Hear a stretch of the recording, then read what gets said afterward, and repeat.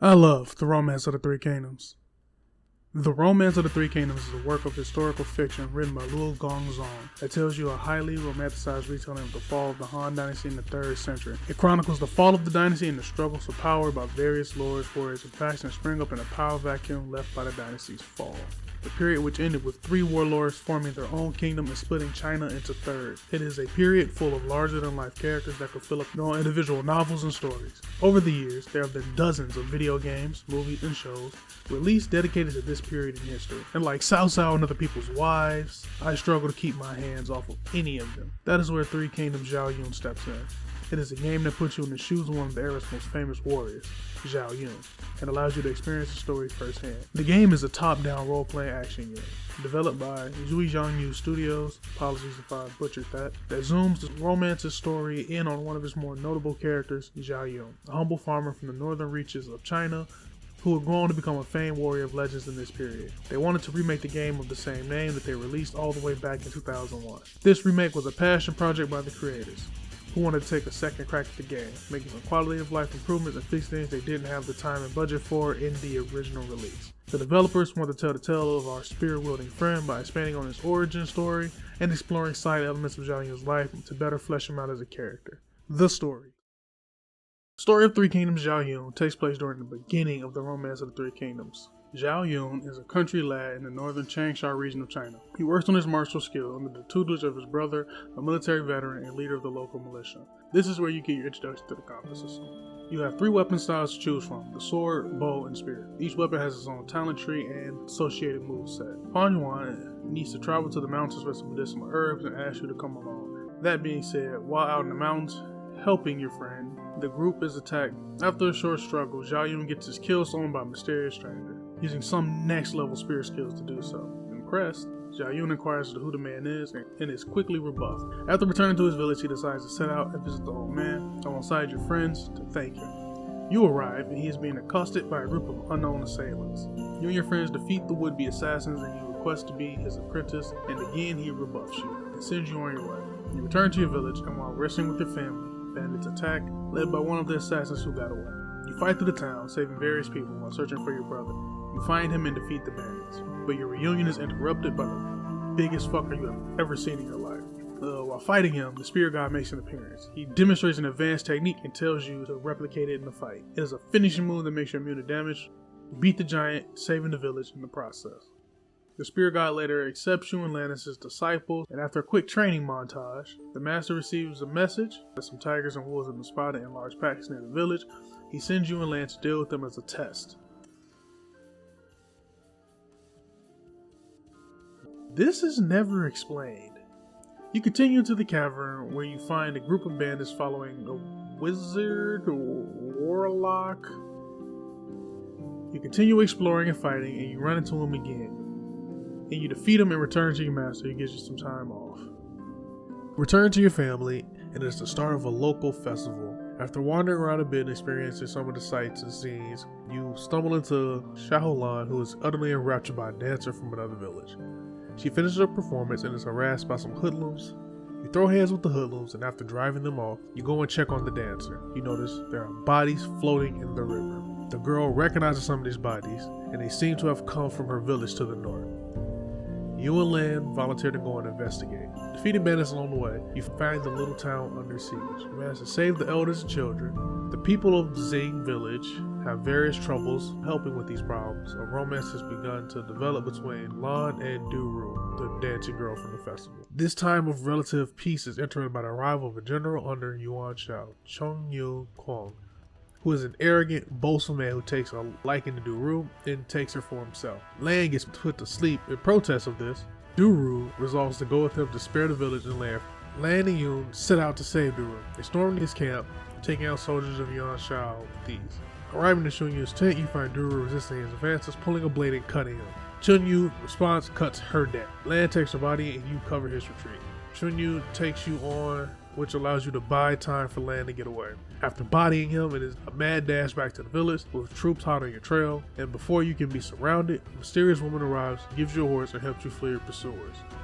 The woman who saves you is Ma Yun-lu, sister to Ma Chao, a warrior from northern China. His sister happened to be wandering into Zhang village and bumped into Land, who gave her the rundown what was happening. Moved by the tale, she races off to aid you. You return back to the village and decide it is now time for you to depart after witnessing such atrocities. You head east, offer your services to Gongsu Zhao. Your friends decide to go their separate ways as well. Fa Zhuan meets a wise old master doctor and wants to be his apprentice and master the art of medicine. Lan starts his guts arc under the tutelage of your master's rival. As you travel east, you see the landscape shift from the valleys and mountain plateaus of your home county to the snowy valleys of the eastern part of the province.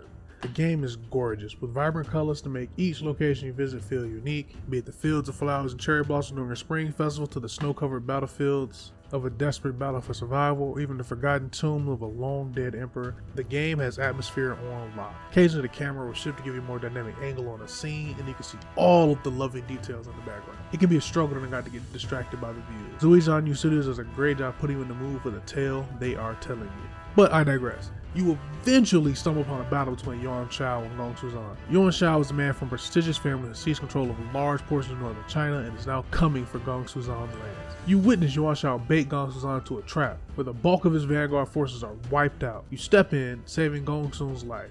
He asks you to help him salvage the situation and to rescue his scattered troops and their commander. You discover it's his very own daughter and leader of the White Horse Cavalry, Gongsu. She is an archer and becomes one of your companions.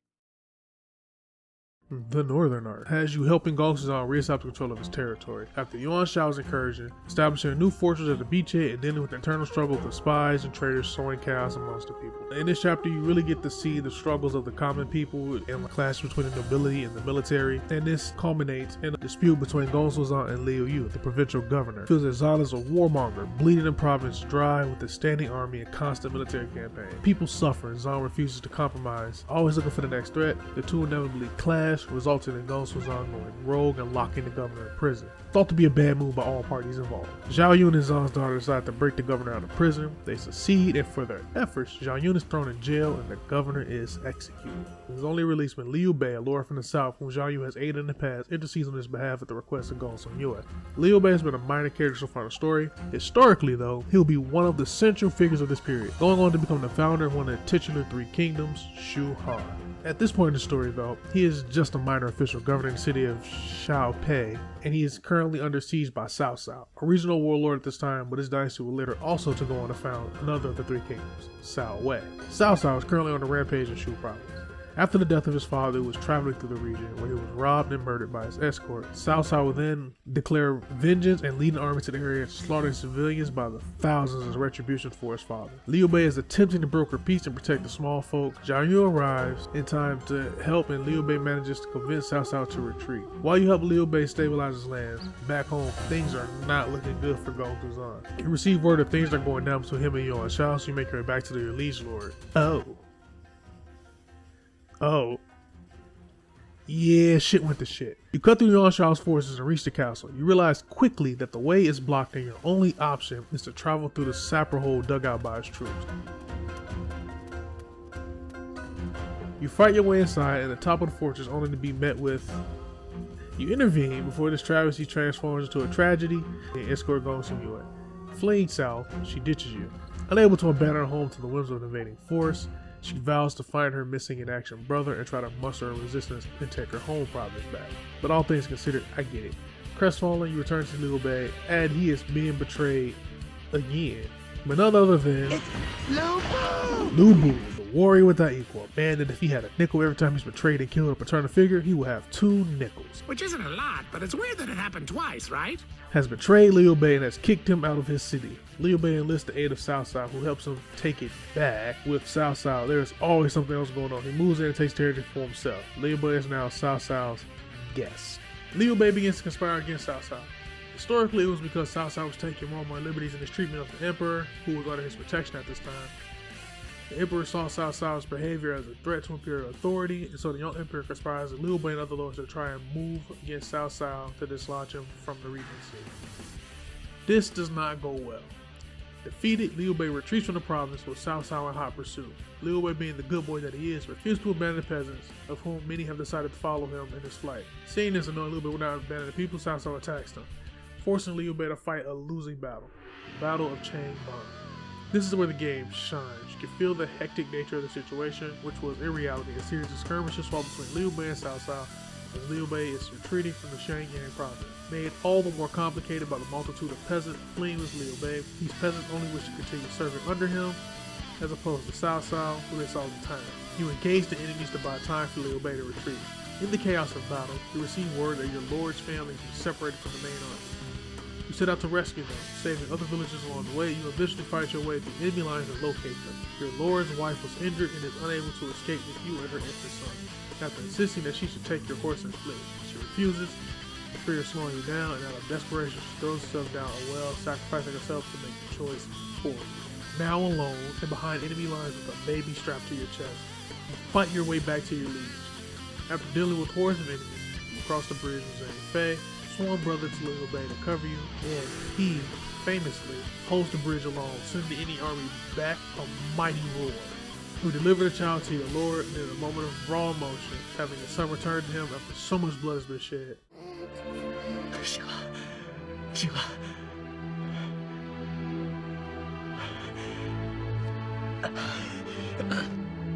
主公，少主回来了。